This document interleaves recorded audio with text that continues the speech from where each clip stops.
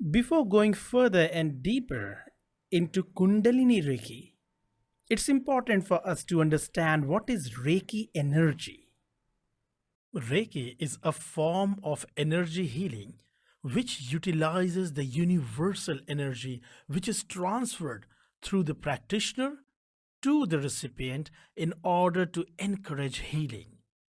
In Reiki, we are utilizing an energy which is already existing in the universe. It is in the human beings, in the animals, in the plants, everywhere. The energy is universal. It is present everywhere.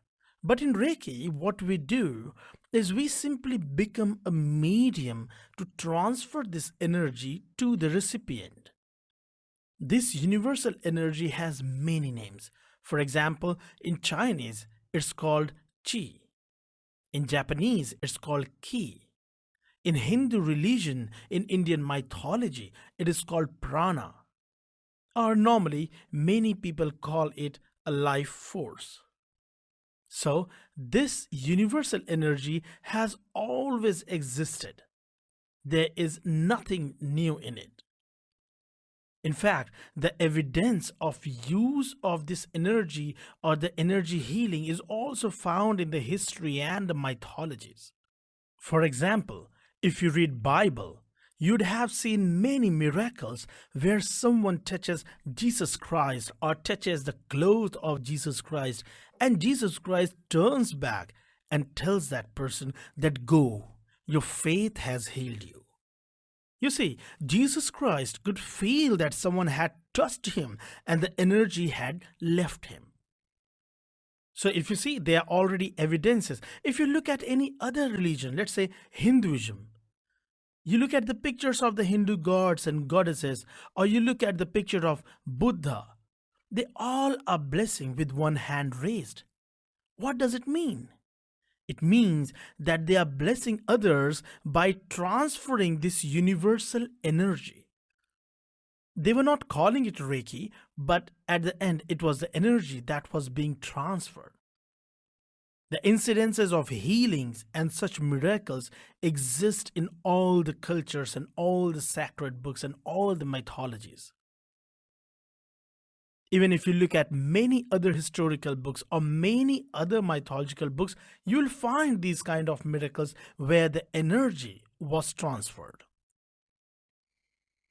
Many people in Hindu religion, many people used to pray for years and years to accumulate this energy and then use this accumulated energy to heal someone or to bless someone or in some places even to curse someone. But in Reiki, we simply become a medium to heal. We don't use our own energy. I hope you got the concept. In few religions, in few evidences, it's written that a particular sage prayed or did his meditation for 20 years. And when he blessed someone or when he cursed someone, he used his energy of 2 years or he used the energy he had accumulated in 5 years. So it was like he was or she was accumulating that sage, that person was accumulating the energy inside the body. But here in Reiki, we don't have to go through all the trouble. We simply become the medium and we channel the energy which is already in abundance in the universe. All this may be sounding a little complex to you, but trust me, Reiki is not complicated at all. In fact, after learning so many other healing techniques and teaching them, I have realized that Reiki and its variations are the easiest to teach and use. It's simple because everyone has energy and everyone has experienced its flow at certain point of time in their lives. So it's just about being aware of it and using it.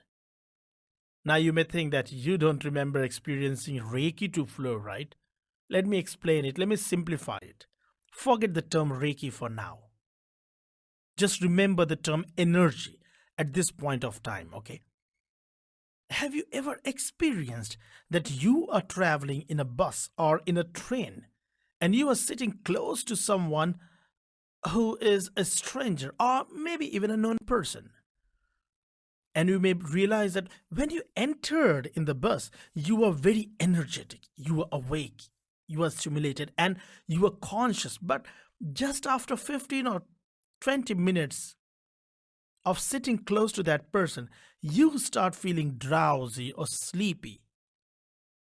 It's just because you're sitting next to that particular person. And why so? Because there is a very simple thumb rule of energy, which is also called the second law of thermodynamics. It says that the energy flows from higher concentration to a low concentration. So if your energy level is higher than the energy level of the person sitting next to you, the energy, the new energy, that energy you have, might automatically start flowing to that person, and you start feeling drowsy because you are getting drained.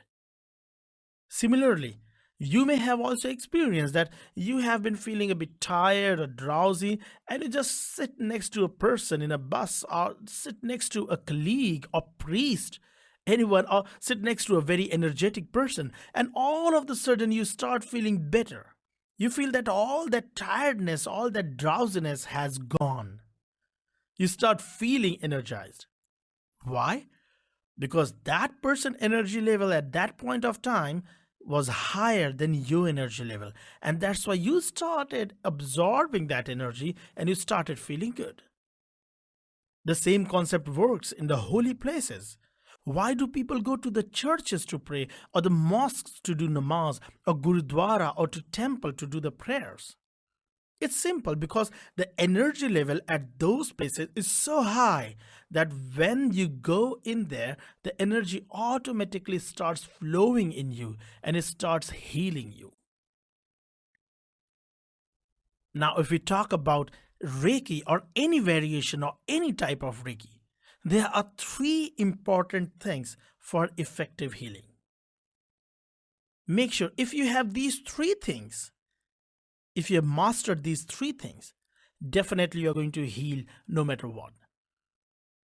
One is intention, second is intuition, and the third is visualization. That's all. It's simple, right? Intention, intuition, and visualization. When we talk about Reiki or any other healing, as long as you have strong intention to heal someone, that person will be healed. Or if you have very strong intention to heal yourself, you will be healed. Now, the second important thing, the intuition. Always and always follow your intuition. That's the most beautiful thing in Reiki and its variations. Let your intuition guide the healing, because your intuition will be guided by the ki or chi or the Reiki energy. The third is visualization. When you have intention to heal and you are letting your intuition guide the healing, you also have to visualize that the healing is taking place. If I have very strong intention that I am going to heal you, and my intuition had guided my palm to, let's say, to the top of your skull, to the top of your head, which is crown chakra, then it equally becomes important to visualize. What do I visualize? I visualize first that the Reiki energy is falling on me. It's falling on my crown chakra, which is on the top of my head.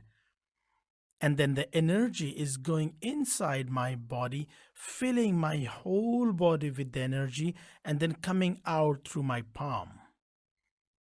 Then I visualize that now the energy, the Reiki energy, which is coming out of my palm, is going straight into the crown chakra of the person I'm healing. Remember, I'm putting my palm over or on the crown chakra. So now I visualize that the energy is going inside that person, filling that person with the energy, cleaning up all the negative energies from the client's body, and then filling with the fresh energy. So you need to visualize the whole process, because this visualization improves and strengthens your intention. So you need to remember, always remember these three crucial things. However, the most important thing out of all these is intention. So even if sometimes you fail to visualize, still the healing will take place as long as you have a strong intention. But visualization will simply take everything to a different level. Just to further emphasize on the importance of intention, let me just remind that you might have heard the proverb that don't hurt the poor people, don't hurt the people who are in need because they may curse you. Now understand, how is it possible that they curse you and you have the side effects? It is because they are already in so much worry that any suffering you give will stress them so much that they will curse you. And that curse will come from their heart, from the core of their heart, with full intention. And if it is coming out of full intention, it will certainly harm you one way or the other way. The same way, if you instead help them even a bit, they will bless you. And this blessing will be with their full heart, from the bottom of their heart, with full intention. So, you see, the intention is the core, but it goes very much hand in hand with the intuition and visualization. No matter which type of Reiki or energy healing you learn, this is the core concept.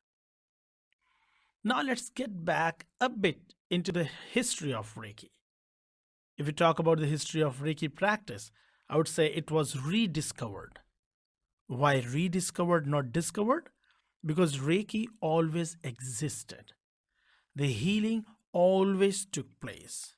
So it was rediscovered by Dr. Mikao Usui. He rediscovered Reiki while doing his own rediscovery practice, meditation and mindfulness practice in a cave in Mount Kurama. On the 18th day of his practice, he discovered it, and after that he founded his first Reiki clinic and training school in Tokyo in 1922. And since then, a lot of different Reiki techniques have been discovered and rediscovered. If we talk about the use of Reiki, it is helpful in any physical, mental, spiritual, or social challenge. No matter what, you can always use Reiki to get help. And fortunately, there are no contraindications, right? But however, you have to always remember that Reiki is complementary therapy and not a treatment for illness or disease. So it's not a replacement of any treatment. However, it is a complementary therapy.